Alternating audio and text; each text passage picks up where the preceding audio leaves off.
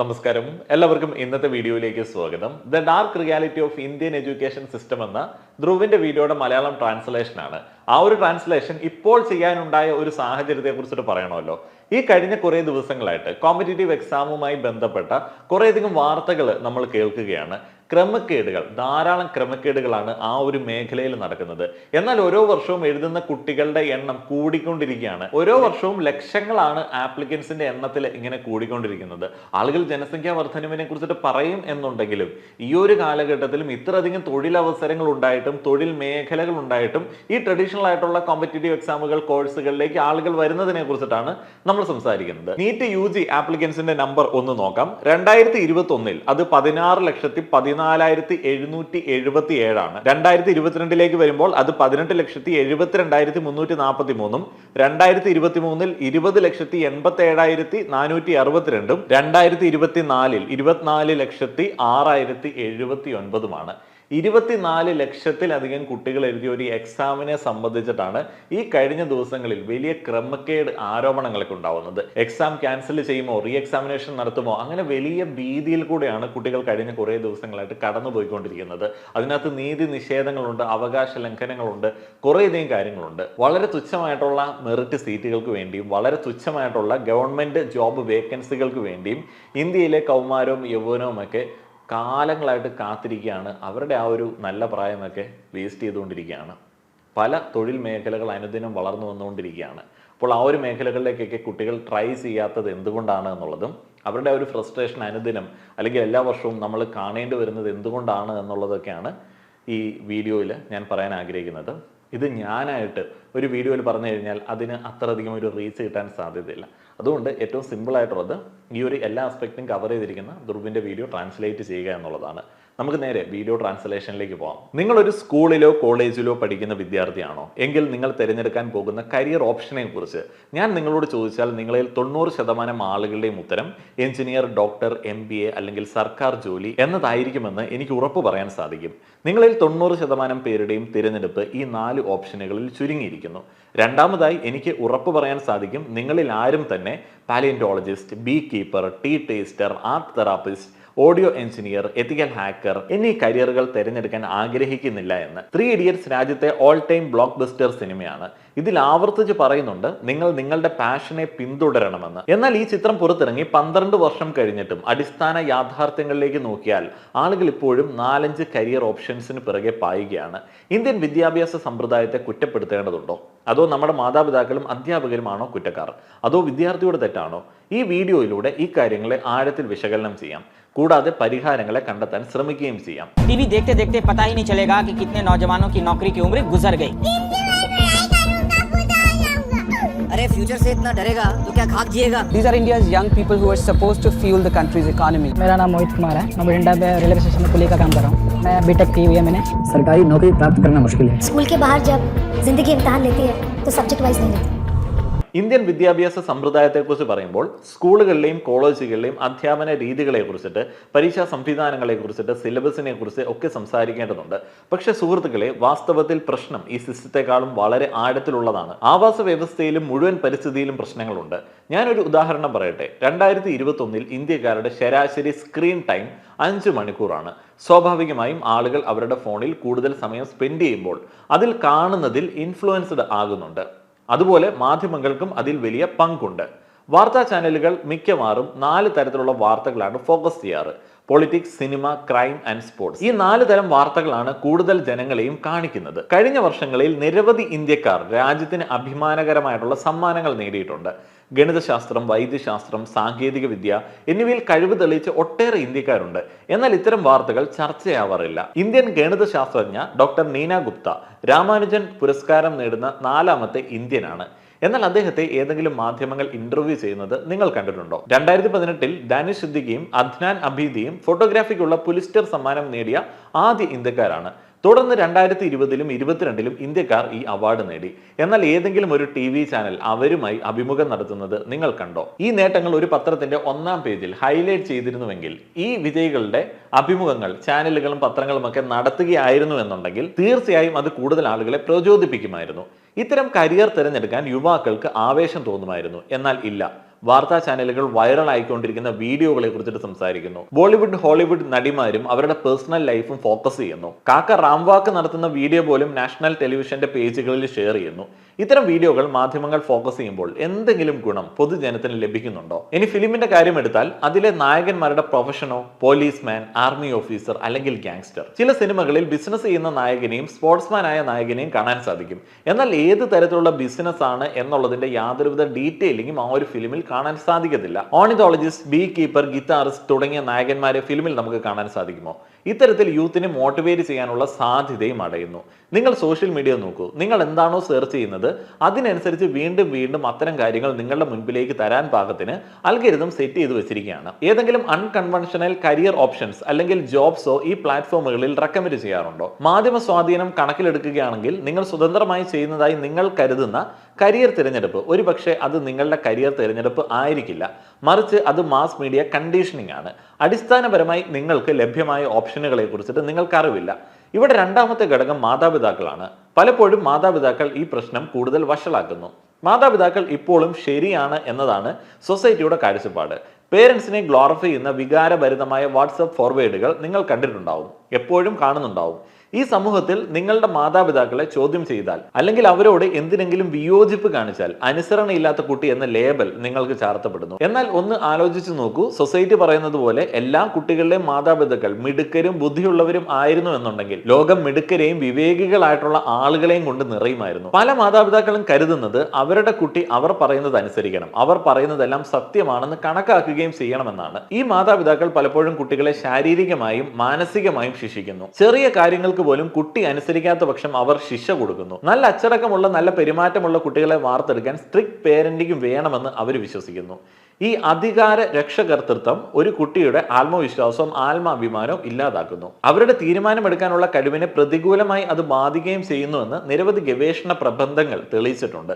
ഇത് എൻ്റെ അഭിപ്രായമല്ല, മറിച്ച് ലോകമെമ്പാടുമുള്ള ഗവേഷണങ്ങളിലൂടെ അത് തെളിയിക്കപ്പെട്ടിട്ടുണ്ട്. എൻ്റെ മക്കൾ എഞ്ചിനീയർ ആകണം അല്ലെങ്കിൽ UPSC നോക്കണമെന്ന് പേരൻസ് പറയുമ്പോൾ സെൽഫ് എസ്റ്റീം നഷ്ടപ്പെട്ട കുട്ടികൾക്ക് പ്രതികരിക്കാൻ പോലും സാധിക്കുകയില്ല. കാലത്തിനനുസരിച്ച് പേരൻസ് അപ്ഡേറ്റഡ് ആവുന്നുണ്ടോ? ഈ കൺവെൻഷണൽ കരിയർ ഓപ്ഷൻസ് മാത്രമല്ലേ അവർക്കും സജസ്റ്റ് ചെയ്യാനുള്ളൂ? ലിബറലൈസേഷൻ നടന്നിട്ട് 30 വർഷമായിട്ടും എന്തുകൊണ്ട് ഗവൺമെന്റ് ജോബുകൾക്ക് പ്രിയമേറുന്നു? 22 കോടി ആപ്ലിക്കൻസ് ഉള്ളപ്പോൾ വെറും 7 ലക്ഷം പേരാണ് കഴിഞ്ഞ 8 വർഷത്തിനുള്ളിൽ ഗവൺമെന്റ് ജോലിയിൽ സെലക്ഷൻ നേടിയത്. 300 പേരിൽ ഒരാൾക്ക് എന്ന റേഷ്യോയിലാണ് ജോബ് കിട്ടുന്നത്. ഒന്ന് ആലോചിച്ച് നോക്കൂ, 300 പേരുമായി നിങ്ങൾ റേസ് നടത്തുന്നു, ഫസ്റ്റ് കിട്ടുന്ന ആൾക്ക് മാത്രം ജോലി. ഞാനാണെങ്കിൽ ഈ 300 പേരുടെ കൂടെ ഓടിയാൽ ജയിക്കില്ല. അതുകൊണ്ടാണ് യൂട്യൂബ് എന്ന ഒരു കരിയർ ഓപ്ഷൻ തിരഞ്ഞെടുത്തത്. അൺകൺവെൻഷണൽ കരിയർ ഓപ്ഷൻ തിരഞ്ഞെടുത്താൽ കോമ്പറ്റീഷൻ കുറവായിരിക്കും. ഞാൻ അത്തരത്തിലുള്ള വീഡിയോ ചെയ്യാൻ തുടങ്ങിയപ്പോൾ റേസിൽ ഒറ്റയ്ക്കായിരുന്നു, ഇന്ത്യയിൽ തന്നെ. ഫിനിഷിംഗ് ലൈൻ എവിടെയാണ് എന്ന് എനിക്കറിയില്ല. ഇതൊരു സ്റ്റേബിൾ കരിയർ ആണോ എന്നുള്ളതും എനിക്കറിയില്ലായിരുന്നു. പക്ഷെ 300-ൽ 1 എന്ന റേഷ്യോ വെച്ച് നോക്കുമ്പോൾ അത്ര തന്നെ റിസ്ക് ഇല്ല എന്ന് എനിക്ക് തോന്നി. പേരൻസിനെ കൺവിൻസ് ചെയ്യുന്നതാണ് ഏറ്റവും പാട്. എനിക്ക് പാലിയോന്റോളജിസ്റ്റ് ആകണം എന്ന് പറഞ്ഞാൽ അതെന്താണ് എന്ന് അവരെ മനസ്സിലാക്കി കൊടുക്കേണ്ടി വരും. സ്റ്റാൻഡപ്പ് കൊമേഡിയൻ ആകണം എന്ന് പറഞ്ഞാൽ അതൊരു ജോലിയാണോ എന്ന് ചോദിക്കും. എൻവയോൺമെന്റലിസ്റ്റ് ആകണം എന്ന് പറഞ്ഞാൽ അതിനൊന്നും സ്കോപ്പ് ഇല്ല എന്ന് പറയും. ഗ്രാഫിക് ഡിസൈനർ ആകണമെന്ന് പറഞ്ഞാൽ അതിന് സ്റ്റെബിലിറ്റി ഇല്ല എന്ന് പറയും. ഇന്റീരിയർ ഡിസൈനർ അല്ലെങ്കിൽ വെഡിങ് പ്ലാനർ ആകണമെന്ന് പറഞ്ഞാൽ ആദ്യം ജോലി കിട്ടുന്ന എന്തെങ്കിലും പഠിത്തം പഠിച്ചിട്ട് ഹോബിയുടെ പിറകെ പോകാൻ പറയും. പേരൻസിന് പുതിയ കരിയർ ഓപ്ഷൻസിനെ കുറിച്ചിട്ട് യാതൊരുവിധ അറിവുമില്ല, അതിനെക്കുറിച്ച് പഠിക്കാൻ ശ്രമിക്കുന്നുമില്ല. എങ്കിലും അവർ പറയും ഞങ്ങൾ പറയുന്നത് അനുസരിച്ചാൽ മതിയെന്ന്. കരിയർ സ്വയം തിരഞ്ഞെടുക്കേണ്ടതാണെന്ന് അവരെ പറഞ്ഞ് മനസ്സിലാക്കാൻ സാധിക്കുമോ? ഇനി എന്തെങ്കിലും പറയുന്നത് സൊസൈറ്റി അനുവദിക്കുന്ന കാര്യമാണോ? നിനക്ക് ഇഷ്ടമുള്ളതുപോലെ ചെയ്യാൻ സുഹൃത്തുക്കൾ പറഞ്ഞാലും, നിങ്ങൾ പാഷന്റെ പുറകെ പോകാൻ സ്റ്റീവ് ജോബ്സ് പറഞ്ഞാലും, 3 Idiots എന്ന സിനിമയിൽ മാധവന്റെ ക്യാരക്ടർ പറയുന്നത് പോലെ എൻ്റെ മാതാപിതാക്കൾ അതിന് സമ്മതിക്കത്തില്ല എന്ന് അവർ മറുപടി പറയും. മാതാപിതാക്കളോട് സംസാരിക്കാനും അവരെ ബോധ്യപ്പെടുത്താനും ആരെങ്കിലും ധൈര്യം കാണിച്ചാൽ മാതാപിതാക്കൾ പറയും എന്തെങ്കിലും കാണിക്കുക, പക്ഷെ കരഞ്ഞുകൊണ്ട് ഞങ്ങളുടെ അടുത്തേക്ക് വരരുത്.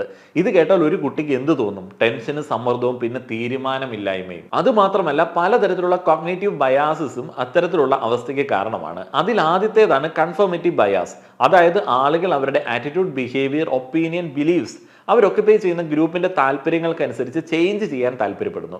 അതിനുദാഹരണമാണ് പിയർ പ്രഷർ. ബേസിക്കലി നമ്മൾ എന്താണ് ചെയ്യുന്നത്? മറ്റുള്ളവർ ചെയ്യുന്നത്, മറ്റുള്ളവർ നമ്മളോട് ചെയ്യാൻ പറയുന്നതും. ഇന്ത്യൻ സ്റ്റാറ്റിസ്റ്റിക്കൽ ഇൻസ്റ്റിറ്റ്യൂട്ട്, ഇന്ത്യയിലെ പേര് കേട്ട സ്ഥാപനം, അവിടെ പഠിച്ചിറങ്ങിയാൽ പ്രതിവർഷം കുറഞ്ഞത് 20 ലക്ഷം രൂപ സാലറിയായി ലഭിക്കും. പക്ഷെ നിങ്ങൾക്ക് IIT-യിലായിരിക്കും പോവേണ്ടത്. എന്തുകൊണ്ട്? കാരണം എല്ലാവർക്കും IIT-യിൽ പോകണം. മറ്റുള്ളവർ എന്താണോ ചെയ്യുന്നത് അത് തന്നെയാണ് നമുക്കും ചെയ്യേണ്ടത്. നിങ്ങളുടെ സുഹൃത്തിന് IIT കോച്ചിങ് ക്ലാസ്സിൽ അഡ്മിഷൻ കിട്ടി, നിങ്ങൾക്കും അത് വേണമെന്ന് ആഗ്രഹം ആഗ്രഹം തോന്നുന്നു. അതുപോലെ നിങ്ങളുടെ ഒരു കസിന് ഡെന്റൽ കോളേജിൽ അഡ്മിഷൻ കിട്ടി, നിങ്ങൾക്കും അപ്പോൾ അത് തിരഞ്ഞെടുക്കാൻ ആഗ്രഹം തോന്നുന്നു. ഇതിന് പരിണാമപരമായ ബന്ധമുണ്ട്. അതേപോലെ ചില അഡ്വാൻറ്റേജുകളും. വർഷങ്ങൾക്ക് മുൻപ് ട്രൈബൽ ലൈഫ് നയിച്ചുകൊണ്ടിരുന്നപ്പോൾ ഒരു ട്രൈബ്സ് ചെയ്യുന്നത് മറ്റു ട്രൈബ്സ് കോപ്പി ചെയ്യാറുണ്ടായിരുന്നു. ഫോർ എക്സാമ്പിൾ, മൃഗങ്ങളിൽ നിന്ന് രക്ഷ നേടാൻ പുല്ലുകൊണ്ടും കല്ലുകൊണ്ടും താമസിക്കുന്ന സ്ഥലത്തിന് ചുറ്റും ഒരു കൂട്ടം ട്രൈബ്സ് വേലി തീർത്തപ്പോൾ മറ്റുള്ളവരും അത് കോപ്പി ചെയ്തിരുന്നു. പക്ഷേ ഇന്ന് മറ്റുള്ളവരെ കോപ്പി ചെയ്യുന്നത് അത്ര ബെനിഫിറ്റ് ഉള്ള കാര്യമല്ല.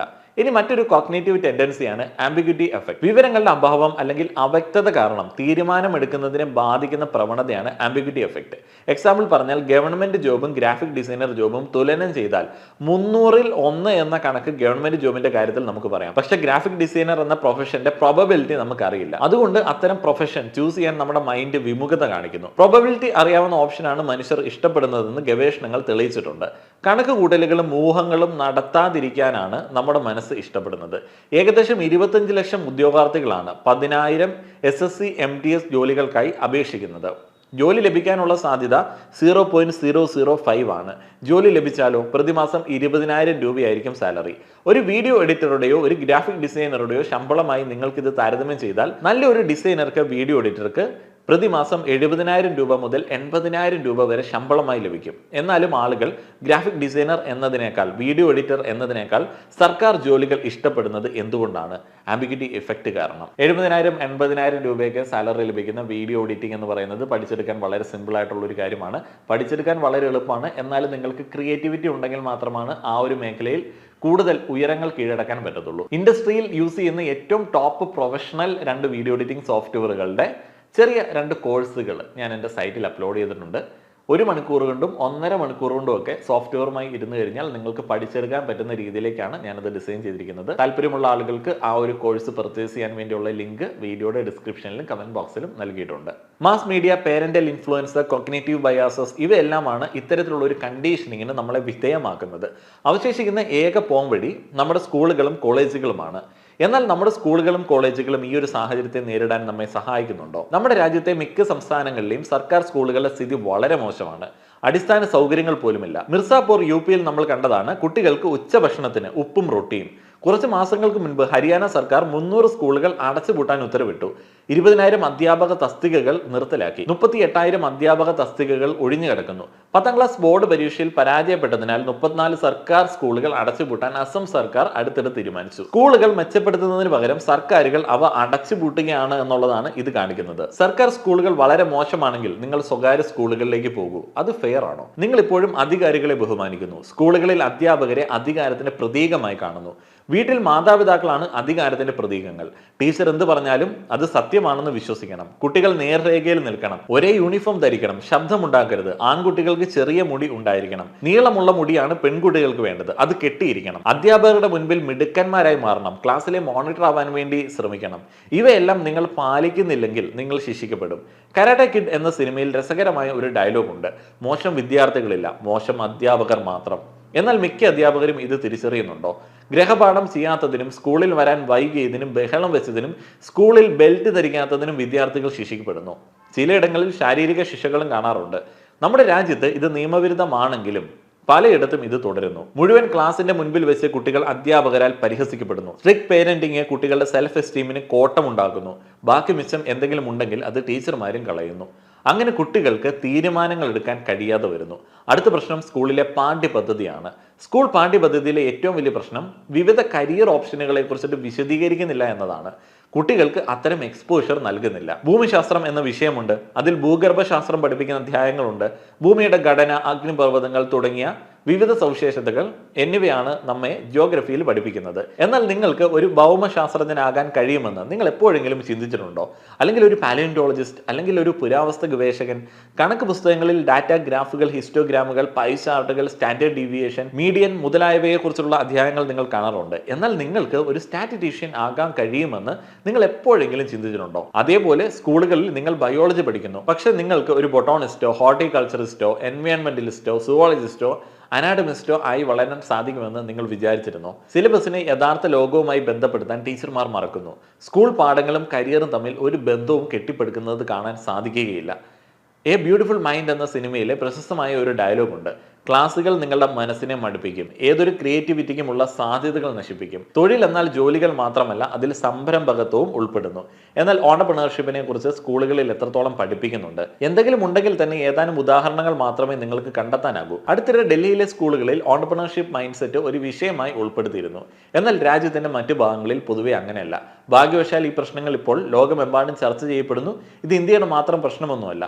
കെൻ റോബിൻസിന്റെ പ്രശസ്തമായ ഒരു ടെഡ് ടോക്ക് ഉണ്ട്, ഡു സ്കൂൾ കിൽസ് ക്രിയേറ്റിവിറ്റി. അത് നിങ്ങൾ കാണുന്നത് നല്ലതായിരിക്കും. വിദ്യാഭ്യാസം എങ്ങനെ മികച്ചതാക്കാമെന്ന് കാണിക്കുന്ന തരത്തിലുള്ള സിനിമകൾ നമ്മുടെ നാട്ടിൽ ഉണ്ടായിട്ടുണ്ട്. താരേ സമീൻ പർ, ഹിച്കി. പക്ഷെ ഇതൊന്നും പ്രവൃത്തി പദത്തിലേക്ക് വരുന്നില്ല. ഇനി നമുക്ക് പരിഹാരങ്ങളെ കുറിച്ചിട്ട് സംസാരിക്കാം. എല്ലാം നമ്മുടെ നിയന്ത്രണത്തിലല്ല എന്ന് എനിക്കറിയാം. എന്നാൽ നിങ്ങളുടെ നിയന്ത്രണത്തിലുള്ളതിനെ നിങ്ങൾക്ക് സ്വാധീനിക്കാൻ കഴിയും. മാധ്യമങ്ങൾ പോലെ യൂട്യൂബിൽ ഏറ്റവും വൈറലായ വീഡിയോയുടെ പിന്നാലെ ഓടരുത്.